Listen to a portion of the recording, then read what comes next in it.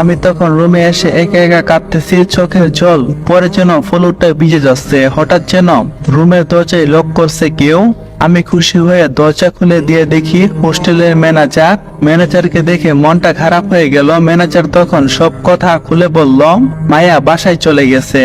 আমার খুব চিন্তা হচ্ছে একা একা মায়া বাসায় যেতে পারবে কিনা, রাস্তায় যদি কোনো বিপদে পড়ে।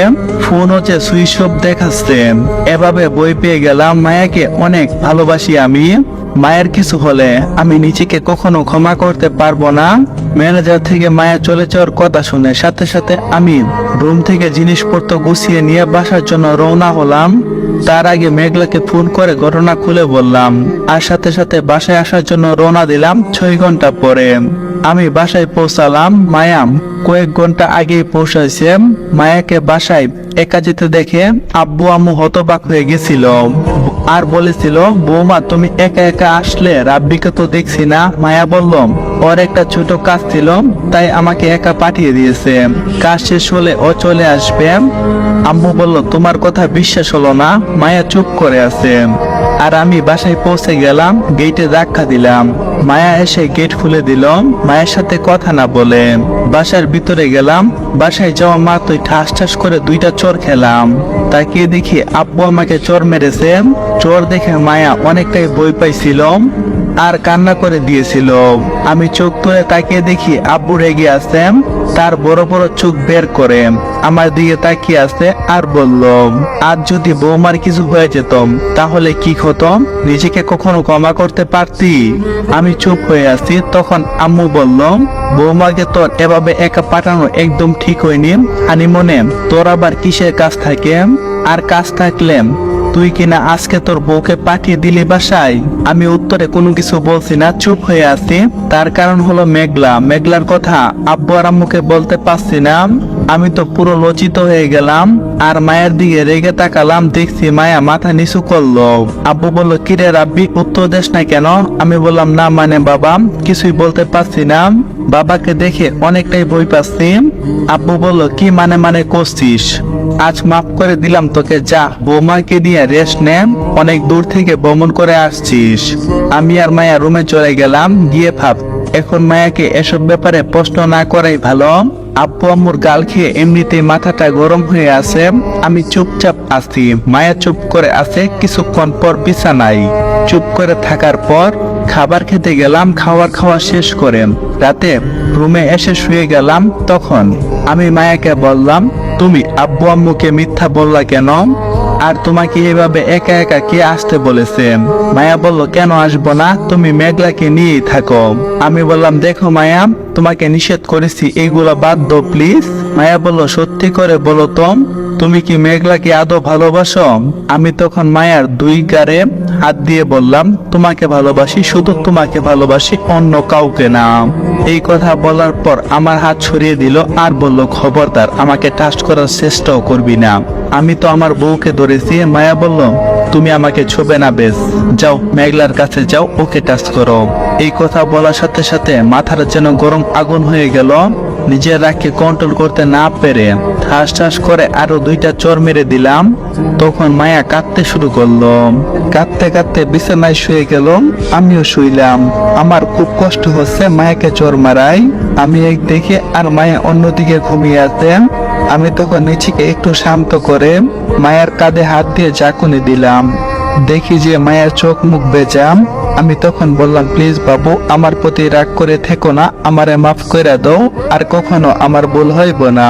আসলে তুমি আমার মাথাটা গরম করে দিছিলাম, তাই তোমাকে চোর মারছি, প্লিজ আর হবে না বাবু, আর কখনো রাগ করবো না তোমার সাথে। মায়া চুপ করে আছে, কোনো কথা বলছে না। আমার কথা শুনে আরো বেশি কাঁদতে লাগলো আর তার চোখের জল যেন আমি সইতে পারছি না। আমি তখন আমার হাত দিয়ে চোখের জলগুলো মুছে দিলাম। মায়া আমার হাতটা সরিয়ে দিল। সরিয়ে দিয়ে মায়া অন্যদিকে ঘুরল। অনেকবার মায়ের সাথে কথা বললাম, কিন্তু মায়ের কোনো উত্তর আসেনি। একটু পরে দেখি মায়া ঘুমিয়ে গেল। মায়াকে চোর মেরে আমার খুব কষ্ট হচ্ছে, তাই ঘুম ধরছে না চিন্তায়। অনেক রাত হয়েছে। আর কখন যে ঘুমিয়ে গেছি বুঝতে পারিনি। সকালে অনেক দেরিতে ঘুম ভাঙলো। গভীর রাত ভরে জাগার কারণে ঘুম থেকে উঠতে অনেকটাই লেট হয়ে গেছে। মায়াকে চা নিয়ে আসার জন্য ডাকতেছি, কিন্তু সাড়া পেলাম না। তাই বিছানা থেকে উঠে রুমের বাইরে মায়াকে খুঁজতেছি, কিন্তু কোনোভাবে মায়াকে দেখতে পাচ্ছি না। এই সময় আমি মাকে দেখে মায়ের কথা জিজ্ঞাসা করলাম। আম্মু বলল বৌমা তো তার বাবার বাসায় চলে গেল একটু আগে। বৌমাকে নাকি তার বাবা অনেক দেখতে ইচ্ছে করছিল, তাই আমি বললাম কি মায়া তার বাসায় চলে গেছে? তখন আম্মু বলল কেন বাবা, তুমি জানো না? আমি তখন কোনো কিছু না বলে মায়াকে বারবার ফোন করতে লাগলাম। অনেকবার কল করার পর মায়া ফোনটা ধরল। মায়া বলল বারবার কেন ফোন করছো? আমাকে খবরদার ফোন করবে না, আমার সাথে তোমার কোনো কথা নেই। তখন যেন আমার মাথাটা এলোমেলো হয়ে গেল। আমি বললাম দেখো বাবু, আর রাগ করো না, আমাকে ক্ষমা করে দাও প্লিজ। আমি ক্ষমা চাচ্ছি তোমার কাছে, প্লিজ আমারে ক্ষমা করে দাও, আর কখনো হইব না। মায়া বলল যা মেঘলার কাছে যা, আমাকে ভালোবাসলে এরকম আমাকে মারতি না। আমি বললাম বারবার মেঘলার কথা বলার কি আছে, হঠাৎ এমন ব্যবহার করছো কেন? এক্ষুনি বাসায় আসো। মায়া বলল না যাব না, কি করার করো। আমি বললাম দেখো মায়া, এটা কিন্তু বাড়াবাড়ি হচ্ছে, এরকম করতে পারো না তুমি। মায়া বলল কিসের বাড়াবাড়ি হচ্ছে? তুমি খবরদার আমাকে আর ফোন করবে না, আর কোনোভাবে যোগাযোগ করার চেষ্টা করবে না। অনেকটাই রেগে কথাগুলো বলছে সে। আমি বললাম মানে তুমি কি বলতে চাচ্ছ? এই বলতে মায়া ফোনটা কেটে দিল। আমি বেশ অনেকবার মায়ার ফোনে কল করলাম, কিন্তু মায়া ফোন বন্ধ করে রাখছে। খুব রাগ হলো, ভাবছি আর জীবনও মায়ের সাথে কথা বলবো না। কিন্তু আমি খুব চিন্তায় পড়লাম, আমার অনেক কষ্ট হচ্ছে। কি জন্য যে এত কষ্ট পাচ্ছে নিজেও জানি না। বেশ কয়েকদিন কেটে গেল, কিন্তু মায়ের কোনো সারা শব্দ পেলাম না। আমি আর এক মুহূর্ত থাকতে পারছি না মায়াকে ছাড়া। আমার খুব লজ্জা লাগছে।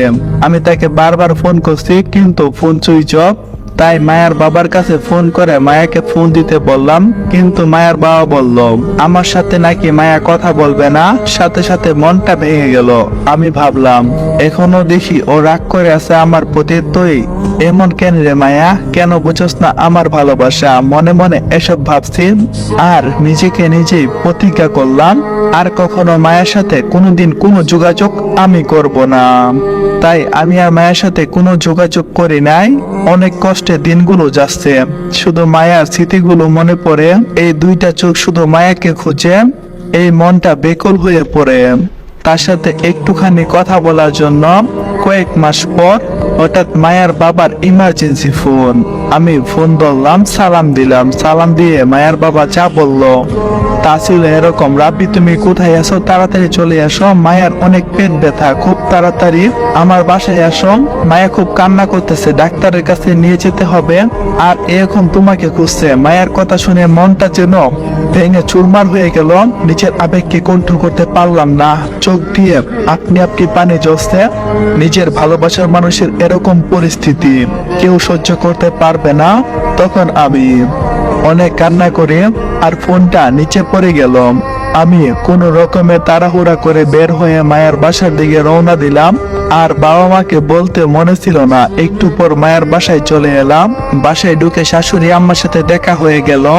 ওনার সাথে দেখা হয়ে ভালোই হলো। জিজ্ঞাসা করলাম মায়া কোন রুমে আছে? উপরের রুমে আছে বলার পর দৌড়ে সেই রুমে চলে গেলাম।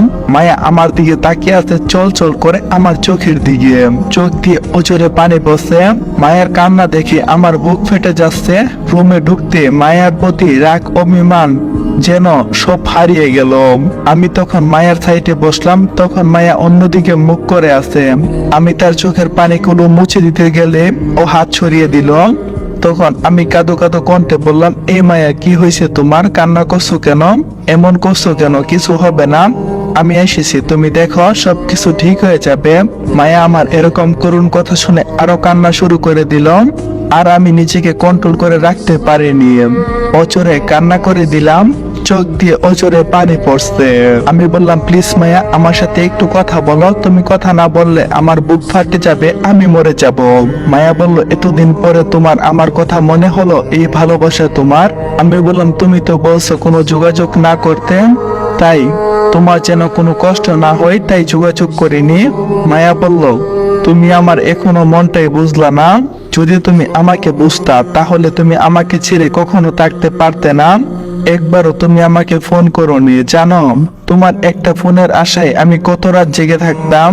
আমি বললাম ওই পাগলি, আমার ভুল হয়েছে, আর জীবনে এরকম করব না। এই বলে মায়াকে জড়িয়ে ধরলাম।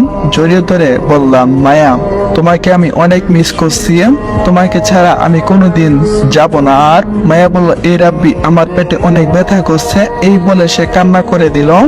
অ্যাম্বুলেন্সকে কল করে নিয়ে আসলাম। মায়াকে নিয়ে বড় একটা প্রাইভেট হাসপাতালে আসলাম। মায়াকে হাসপাতালে ভর্তি করলাম। ডাক্তার সাহেব মায়ার কিছু টেস্ট করলো। টেস্ট রিপোর্ট আমার হাতে এলো এবং ডাক্তার সাহেব বলল মায়াকে খুব তাড়াতাড়ি অপারেশন করাতে হবে। আপনারা হয়তো বুঝতে পারছেন না কেন মায়ের এরকম হচ্ছে, তাহলে শুনেন। আমি একদিন মায়াকে কফি নিয়ে আসার জন্য বলছিলাম, তখন মায়া কফি আনতে যাবে, তখন তার হাত থেকে কাপটা পড়ে গেল আর সে মাটিতে পড়ে গেল। আর সে অনেকবার বমিও করেছিল। আমি অনেকটাই ঘাবড়ে গেছিলাম যে কি না কি হয়। তারপর মায়াকে ডাক্তার পরীক্ষা করে আর বলে আমি বাবা হতে চলেছি। তখন আমি খুশিতে আত্মহারা হয়ে গেছিলাম, মায়াকে জড়িয়ে ধরেছিলাম। ডাক্তার আমাদের জড়িয়ে দেখা দেখে লজ্জায় মুখ ফিরিয়ে নিল মায়া। আপনাদেরকে এসব বলছি, হঠাৎ ডাক্তার সাহেব এসে বলল আজ মায়ার সিজারের অপারেশন করাতে হবে। ডাক্তারের কাছ থেকে কথাটা শুনে আমার বুকটা দুক দুক করছে। বাসার কেউ জানে না মায়াকে হাসপাতালে নিয়ে আসছি, তাই বাসায় সকলকে কল দিলাম। সকলে চলে আসলো।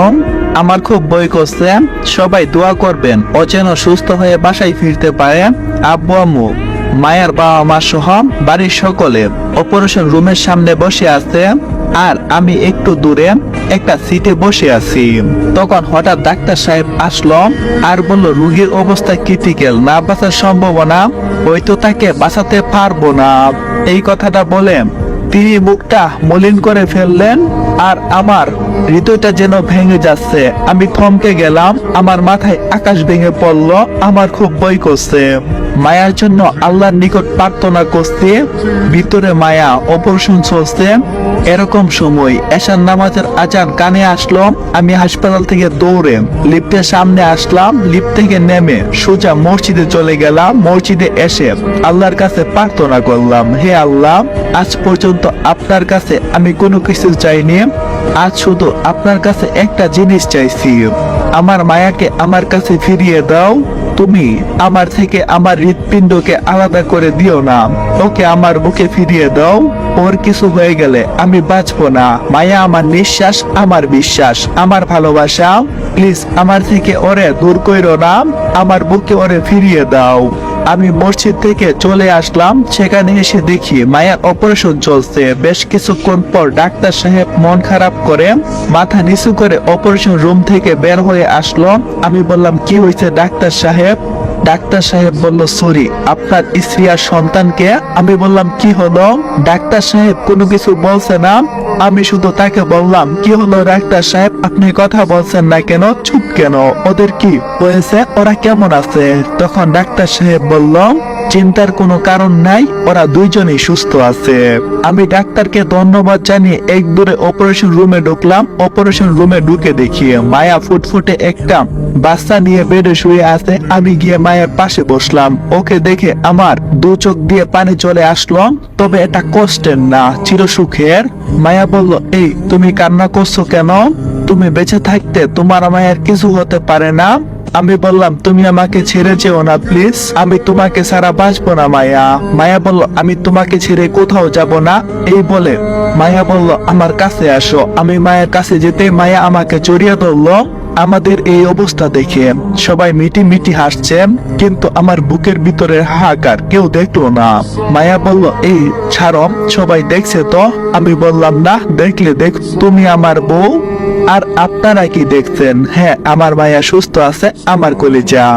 আপনাদেরকে এই কথাটা বলে আমি মায়াকে শক্ত করে জড়িয়ে ধরলাম, বুকের ভিতরে নিলাম। ওকে বুকের ভিতরে নেওয়া যে দুনিয়ার সবচেয়ে বড় সুখ, সেটা আমি উপলব্ধি করতে পারলাম। আমার পাশে এখন ফুটফুটে একটা আদর করার মতো বাবু আছে। আর আপনাদের বিয়ে তো হই নাই, বাবু আসবে কোথা থেকে?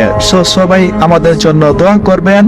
আশা করি খুব তাড়াতাড়ি নতুন গল্প নিয়ে আসবো। আর গল্পটা কেমন হয়েছে অবশ্যই কিন্তু কমেন্টে জানাও। আর কে কোথা থেকে গল্পটা দেখতেছ অবশ্যই বলবা। আর ভালো থাইকো সবাই। আল্লাহ হাফিজ গাইস।